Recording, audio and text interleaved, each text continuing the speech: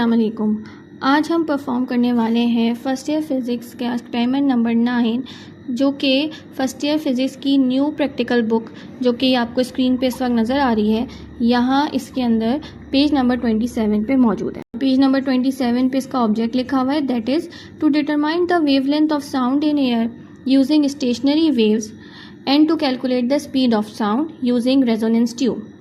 सो stationary waves का जो topic पढ़ा था उसको यूज़ करते हुए हमें इसको परफॉर्म करना है, और उसके अलावा हमें रेजोनेंस ट्यूब वाला एक एपरेटस होता है, इसको यूज़ करके हमें स्पीड ऑफ साउंड कैलकुलेट करनी है। ठीक है, speed of sound means velocity of sound. पहले हम देख लेते हैं अपना एपरेटस। अच्छा जी, ये हमारा एपरेटस है। इसके अंदर आप देखिए ये कहलाती है रेजोनेंस ट्यूब। ये पूरी 1 मीटर लॉन्ग रेजोनेंस ट्यूब है।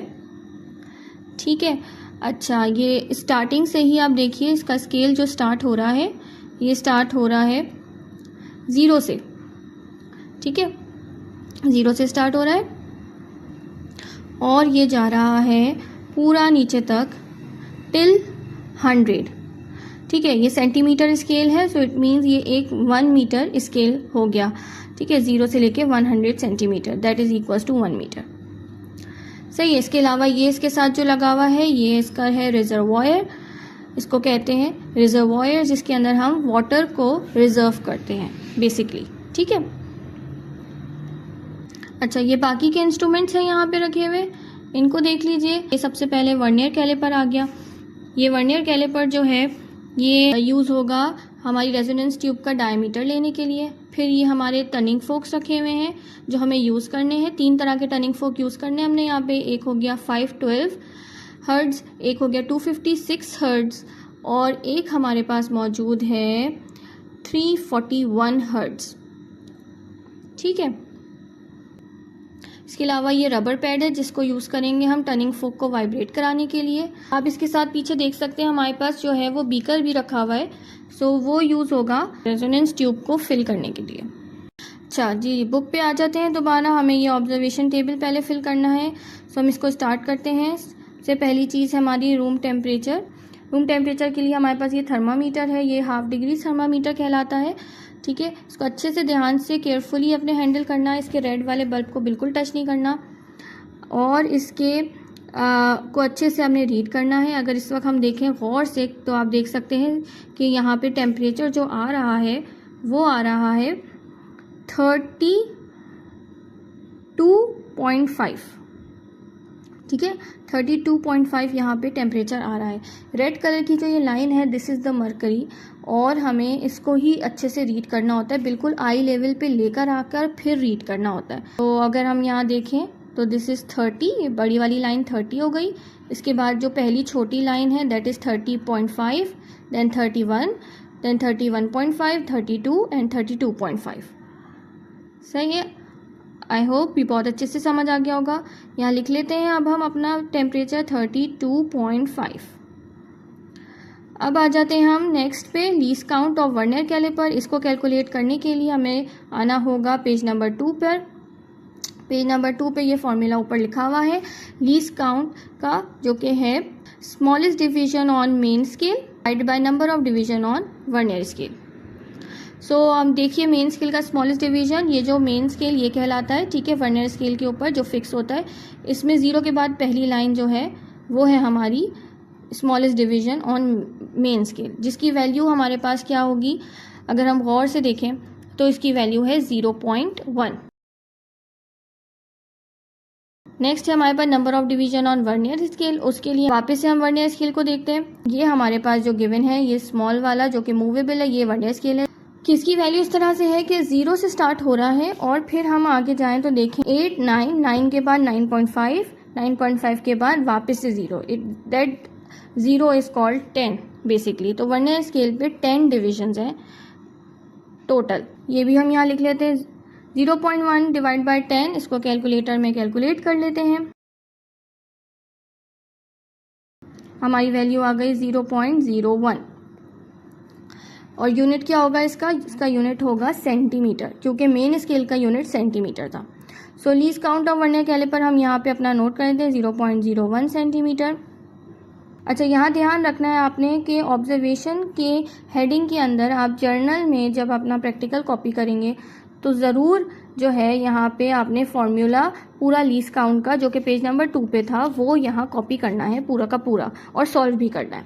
नेक्स्ट स्टेप आ गया थर्ड, ज़ीरो एरर। ठीक है, ज़ीरो एरर को कैलकुलेट करते हैं। ज़ीरो एरर के लिए हम अपना वर्नियर कैलिपर ही दोबारा से चेक करेंगे। सो वर्नियर कैलिपर को पूरा क्लोज करना है अच्छे से और फिर चेक करना है कि मेन स्केल का 0, ठीक है, वर्नियर स्केल के 0 से कंसाइड कर रहा है। कंसाइड करने का मतलब हो गया टच कर रहा है, एग्जैक्टली ऊपर नीचे टच कर रहा है या नहीं, यही चेक करना था। और ये आप देख सकते हैं कि बिल्कुल सही से टच कर रहा है। इसका मतलब ये हुआ कि हमारा वर्नियर कैलिपर जो है बेसिकली उसके अंदर कोई ज़ीरो एरर नहीं है। अब आ जाते हैं हम अपने नेक्स्ट स्टेप पे, जिसमें हम अपने रेजोनेंस ट्यूब का इंटरनल डायमीटर लेंगे यूजिंग दिस वर्नियर कैलिपर। और इंटरनल डायमीटर के लिए हमें जॉज यूज़ करने पड़ेंगे, अपर जॉज वर्नियर कैलिपर के। तो इसको उल्टा करते हैं और इसको अच्छे से इसमें सेट करते हैं। ये देखें, ऐसे करके बिल्कुल अच्छे से फिक्स करना है, इस तरह से कि बिल्कुल निकले नहीं, अच्छे से टाइटली फिक्स हो जाए। तो फिर उस वक्त आपने यहाँ से लॉक जो है उसको लॉक कर देना है प्रॉपरली, ठीक है। और ये हमारा सेट हो गया वर्नियर कैलिपर से रीडिंग ले सकते हैं। अब आ जाते हैं हम अपने ऑब्जर्वेशन टेबल पे जहाँ हमें लिखना है। तो उसके लिए पहले हम रीडिंग देखते हैं। रीडिंग के लिए हमें मेन स्केल रीडिंग लेनी है। इसके लिए देखेंगे कि वर्नियर स्केल का 0 मेन स्केल की कौन सी लाइन से एग्जैक्टली कंसाइड कर रहा है। अब आप देख सकते हैं यहाँ पे ये 0 जो है वो 2.9 पे एग्जैक्टली कंसाइड कर, तो 2.9 सेंटीमीटर, क्योंकि नीचे का स्केल है तो सेंटीमीटर, तो 2.9 सेंटीमीटर हमारा मेन स्केल रीडिंग। फिर वर्नियर स्केल रीडिंग पे आ जाते हैं। नेक्स्ट वर्नियर स्केल में देखना है कि कौन सी वर्नियर स्केल की लाइन मेन स्केल से डायरेक्टली कंसाइड कर रही है, स्ट्रेट, ठीक है। और वर्नियर स्केल पे वैल्यू पढ़नी है अब हमने, ठीक है। तो वर्नियर स्केल को गौर से देखिए आप यहाँ पर, तो आप देख सकते हो कि यहाँ पे काफ़ी सारी लाइन जो है वो बिल्कुल एग्जैक्टली कंसाइड कर रही हैं, जिसमें से हमारे पास जो है वो 9 है, 8.5 है, 9.5 है, तीनों कंसाइड कर रही है। कोई भी एक वैल्यू हम यहाँ लिख लेंगे और मैंने 9 लिख ली है। अब नेक्स्ट स्टेप है हमारा FP is equals to LC multiply by VSR। Here FP is fractional part और LC का मतलब हो गया लीस्ट काउंट और VSR का मतलब है वर्नियर स्केल डिवीजन, जो कि हम लिख चुके हैं 9, ठीक है। अब हम इसे कैलकुलेट कर लेते हैं। कैलकुलेट हो गया है, इसकी वैल्यू आ रही है 0.09। हमारा नेक्स्ट है TR is equals to MSR plus FP। TR का मतलब है टोटल रीडिंग, MSR का मतलब है मेन स्केल रीडिंग और FP आपको पता है फ्रिक्शनल पार्ट। इसको फॉर्मूले को हम एज इट इज कैलकुलेटर में डाल के सॉल्व करते हैं। ये हमारी वैल्यू आ गई है 2.99 और ये हम लिख लेते हैं। नेक्स्ट हमारा करेक्टेड रीडिंग, इसमें TR माइनस ZE मतलब total reading minus zero error, कोई ज़ीरो एरर नहीं है हमारा, तो हम यहाँ पे डैश डाल देते हैं।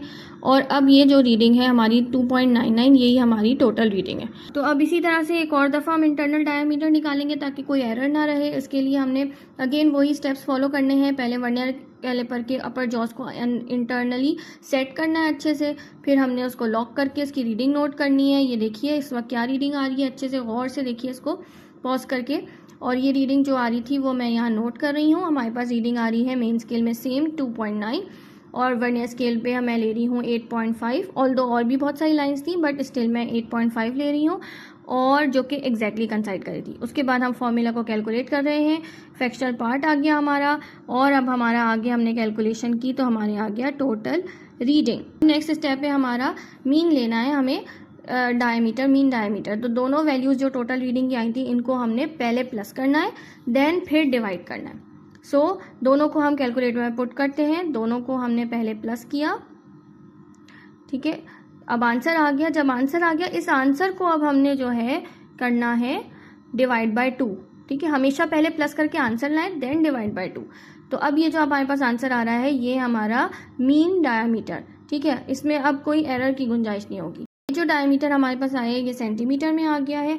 अब हमारे पास नेक्स्ट स्टेप है, नीचे लाइन में आप देख सकते हैं the end correction of the resonance tube delta L. इसकी वैल्यू कैसे कैलकुलेट करेंगे, फॉर्मूला गिवन है कि डायमीटर को मल्टीप्लाई कराना है 0.3 से। इस फॉर्मूले को हम अप्लाई करते हैं कैलकुलेटर में और इसको हम सॉल्व करते हैं जल्दी से। ये देखिए हमारा वैल्यू आ गई है 0.89625। अब नेक्स्ट पेज पे आ जाते हैं, पेज नंबर 29। पेज नंबर 29 पे अब हमारे पास नेक्स्ट जो मेन टेबल है वो टनिंग फोक से रेलेवेंट है, रेजोनेंस ट्यूब से रेलेवेंट है। यहाँ पे हमें स्पीड ऑफ साउंड निकालने के लिए पूरा ये टेबल दिया हुआ है, इसको सॉल्व करेंगे। इसमें ये नंबर ऑफ ऑब्जर्वेशन का जो कॉलम है इसकी कोई ज़रूरत नहीं है हमें, सो हम इसको इग्नोर कर सकते हैं, इसलिए मैंने यहाँ स्लैश डाल दिया, आप भी डाल दीजिए। और हम जो है इसके अलावा अब हम इसको परफॉर्म करना शुरू करते हैं पहली रीडिंग लेने के लिए। सबसे पहले हम अपने रेजोनेंस ट्यूब में वाटर को फिल करेंगे। ठीक है, बीकर की हेल्प से मैं इसमें वाटर फिल कर रही हूँ और इतना वाटर फिल करेंगे कि रिजर्वॉयर में भी वाटर आ जाएगा। ठीक है, जब हम वाटर फिल करेंगे तो हमारा देखिए, हम ये ऊपर कर रही हूँ रिजर्वॉयर, तो ये वाटर लेवल ऊपर आ रहा है रेजोनेंस ट्यूब में, और जब मैं रिजर्वॉयर को नीचे कर रही हूँ तो वाटर लेवल नीचे जा रहा है। ये इसका वर्किंग फिनोमेना है।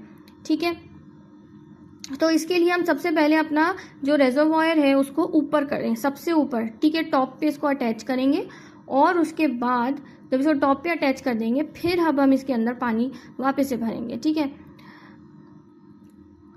अब आप देखिए क्लोजली कि जब भी मैं इसके अंदर जो है पानी डाल रही हूँ तो ये पानी जो है आता है ऊपर, फिर वापस नीचे चला जाता है, फिर ऊपर आता है, फिर नीचे चला जाता है, बार बार नीचे जा रहा है। और गौर करें तो वो पानी नीचे कहाँ जा रहा है, रिजर्वॉयर में पाइप के थ्रू जा रहा है, और रिजर्वॉयर में पानी का लेवल ऊपर हो रहा है।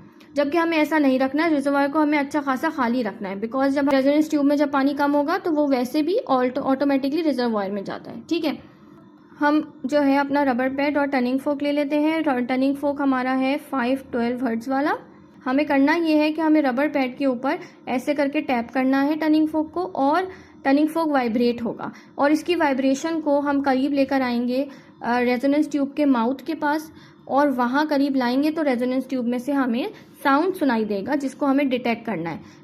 साउंड की स्पीड जिस जगह पे सबसे मैक्सिमम होगी वही हमारी रीडिंग का वैल्यू होगी। सो अब हम स्टार्ट करते हैं हम अपने इस प्रैक्टिकल को। आवाज़ आ रही है इसमें मगर थोड़ी कम है, तो हम इसको थोड़ा सा नीचे करेंगे। अच्छा, अब ये देखिए यहाँ पे मैं 5 सेंटीमीटर करके नीचे करती जा रही हूँ। फॉलिंग की वैल्यू लेनी थी, तो फॉलिंग के अंदर हम यहाँ नीचे करते जाएं। अब ऐसे ही हम तो वापस से थोड़ा सा और नीचे करेंगे, ऑल्दो आवाज़ आ गई है बट स्टिल, ताकि हमें पता चले कि आवाज़ हल्की हो रही है या ज़्यादा हो रही है। सबसे अच्छी आवाज़ आ रही है ना, तेज़, इस जगह पे बहुत तेज़ आवाज़ आ रही है। अब हम जो है इसको फर्दर नीचे की तरफ लेके जाएंगे।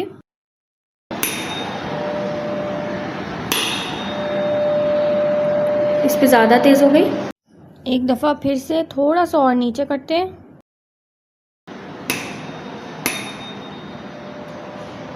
अब आप देख सकते हैं कि आवाज़ बिल्कुल भी नहीं आ रही है, बहुत ही हल्की हो चुकी है, तो इसका मतलब कि अब हमारी इसके बाद और नीचे जाने पे आवाज़ नहीं आएगी। तो अब हमें वापस से ऊपर लेकर आना होगा रिजर्वॉयर को।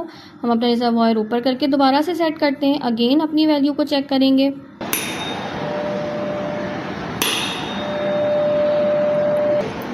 ये है वो रीडिंग 13.5 जिस पे मैंने सही आवाज़ सुनी।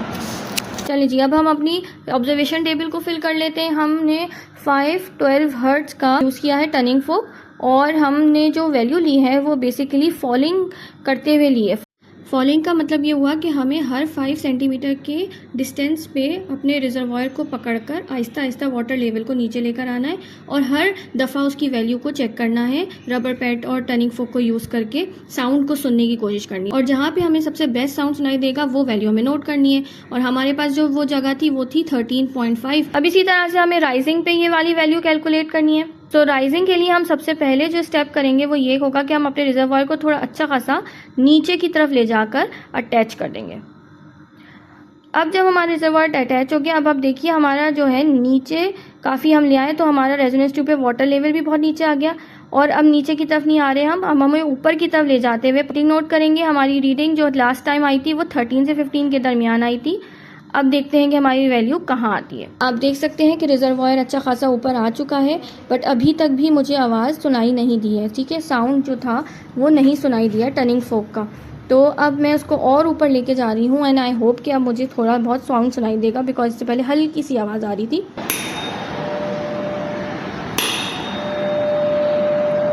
अल्हम्दुलिल्लाह आवाज़ आई है, और ये वैल्यू जो है काफ़ी तेज़ है जिसमें हमें आवाज़ सुनाई दी है। और ये हमारी जो आ रही है आप देखिए इससे 13.6 पे ये वैल्यू हमें सुनाई दे रही है साउंड की। तो अब हम इसे नोट कर लेते हैं अपने पास। हमारी राइजिंग और फॉलिंग दोनों वैल्यूज़ आ चुकी हैं। अब हमने इसको फर्दर कैलकुलेट करना है। सबसे पहले मीन निकालेंगे दोनों का। सेम वही मेथड है कि दोनों को प्लस कीजिए वैल्यूज़ को, आंसर लाइए एंड देन डिवाइड बाय 2। ठीक है, हमारा आंसर आ गया 13.55। देन अब हम अपना फर्स्ट रेजोनेंस लेंथ को मालूम करेंगे। उसके लिए फॉर्मूला गिवन है L plus delta L। L हमारा ये मीन था जो अभी निकाला हमने, और डेल्टा L हमारा पेज नंबर 28 जो कि इससे पीछे वाला पेज था उस पे मौजूद है वैल्यू, और उसको हमने नोट करना है। दोनों को कैलकुलेट करेंगे। ये दोनों वैल्यूज़ हमने कैलकुलेट करी हैं फॉर्मूला के हिसाब से और हमारा आंसर आ गया है। अब हमारा नेक्स्ट स्टेप है वेवलेंथ में कैलकुलेट करने का। वेवलेंथ के लिए हमें L1 को मल्टीप्लाई कराना है 4 से। ये आंसर आ गया और इस तरह से मेरा एक टर्निंग फोक कम्प्लीटली सॉल्व हो गया। उसके ऊपर सारी साउंड वेव्स वगैरह आ गई। इसी तरह से अब हमें दोनों बाकी के टर्निंग फोक भी सॉल्व करने हैं। अब देखिए आप कि मैंने जो है सारे टर्निंग फोक की रीडिंग्स निकाल ली हैं, प्रॉपरली कैलकुलेट भी कर ली है। पहले टर्निंग फोक की 13 के करीब आ रही थी, दूसरे टर्निंग फोक की जो है वो 21 के करीब आ रही है और तीसरे टर्निंग फोक की 24 के करीब आ रही है। पॉइंट्स में थोड़ा बहुत डिफरेंस है दोनों के और उसके अलावा कोई और डिफरेंस नहीं है। इस तरह से हमारा पूरा टेबल फिल हो गया। अच्छा जी, नेक्स्ट स्टेप है हमारा कैलकुलेशन का। कैलकुलेशन कर लेते हैं। कैलकुलेशन के लिए हमें फॉर्मूलाज गिवन हैं। पहले फ्रीक्वेंसी 1 लिखी है 512 हर्ट्ज हमारी पहली फ्रीक्वेंसी, फिर वे लैम्डा 1 लिखते हैं दैट इज़ 57.784, ठीक है, सेंटीमीटर्स। एंड देन इसका फॉर्मूला गिवन है। हम इस फॉर्मूला को कैलकुलेट करते हैं। इसको कैलकुलेटर में प्रॉपरली डाल के कैलकुलेट किया, हमारा आंसर आ गया 29585.408, ठीक है। अच्छा, इसको हम नोट कर लेते हैं। आप देखिएगा बुक के अंदर हमारे पास जो आंसर है इसके साथ लिखा हुआ है मीटर पर सेकेंड यूनिट में, जबकि ये यूनिट मीटर पर सेकेंड नहीं है, ये यूनिट है सेंटीमीटर पर सेकेंड, बिकॉज हमारी पूरी रेजोनेंस ट्यूब जो थी वो सेंटीमीटर में गिवन थी और इवन हमारा वर्नियर कैलिपर भी हमने सेंटीमीटर में यूज़ किया है, ठीक है। इसी तरह से हम बाकी सारी वैल्यूज़ को भी ले लेंगे, लिख लेंगे, कैलकुलेट कर लेंगे अच्छे से। और सेकेंड वाले का भी आप देख सकते हैं कि आंसर जो लिखा जाएगा वो मीटर पर सेकेंड यूनिट लिखा हुआ है, ये यूनिट गलत है। सही यूनिट क्या है? सेंटीमीटर पर सेकेंड। इसको करेक्ट कर लीजिएगा आप अपने पास। थर्ड वाले का भी सेम इसी तरह से कैलकुलेट करेंगे, मगर थर्ड में आप देख सकते हैं कि इसका यूनिट बिल्कुल सही लिखा हुआ है, अल्हम्दुलिल्लाह। स्टेप हमारा आ गया the mean speed of the sound at room temperature. इसके लिए फॉर्मूला दिया हुआ है। तीनों स्पीड जो अभी हमने कैलकुलेट करी है इनको हमने प्लस करना है और फिर हमें डिवाइड बाय 3 करना है। आप देख सकते हैं मैं प्रॉपरली आहिस्ता आहिस्ता पूरी वैल्यूज़ को इस कैलकुलेटर में 1 बाय 1 पुट कर रही हूँ। पहले सबको प्लस करूँगी एंटर करके, ये मैंने प्लस कर लिया, इसका आंसर आ गया। अब मैं इसको डिवाइड बाय 3 करूँगी, तो अब हमारा जो आंसर आया दैट इज़ 29144। अब हम अपना speed of sound eight 0 degree निकाल लेते हैं। इसके लिए फॉर्मूला गिवन है VT minus 61 into T. VT की वैल्यू यही है 29144, ठीक है, माइनस 61 इंटू टी। तो 61 इंटू टी को पहले हमने ब्रैकेट में लिखना है। पहले हम ब्रैकेट ओपन करेंगे, अब 61 and then multiply by T. T की वैल्यू हम जो है पीछे पेज पे जाएंगे, पेज नंबर 28 पर, और वहाँ देखिए रूम टेम्परेचर लिखा हुआ है 32.5, ये हमारी टी की वैल्यू है। इसको हमने नोट करना है, तो इसको हम कैलकुलेटर में पुट कर लेते हैं, ठीक है। ये आ गई हमारा आंसर 27161.5 सेंटीमीटर पर सेकेंड। ये हमारा आया the speed of sound at room temperature. अब हम फाइनली पेज नंबर 30 पे आते हैं जहाँ हमें रिजल्ट लिखते हैं। सबसे पहला हमारा रिजल्ट है the end correction of the tube, ठीक है। ये हमारे पास पेज नंबर 28 पे मौजूद है, सबसे लास्ट लाइन के ऊपर, ये देखिए। और मैंने इसको यहाँ पे राउंड ऑफ भी कर लिया है, वैल्यू है 0.896, तो ये हम यहाँ पे लिख लेते हैं। Then the speed of sound at room temperature, ये हमारे पास जो है पेज नंबर 29 पे ये जो मीन निकाला था ये हमारा speed of sound at room temperature, ठीक है। तो इसको हम नोट कर लेते हैं 29144 सेंटीमीटर पर सेकेंड। लास्ट हमारे पास आ जाता है speed of sound eight 0 degree centigrade. Speed of sound eight 0 degree centigrade भी पेज नंबर 29 की लास्ट लाइन पे है, दैट इज 27161.5 सेंटीमीटर पर सेकेंड। That's it.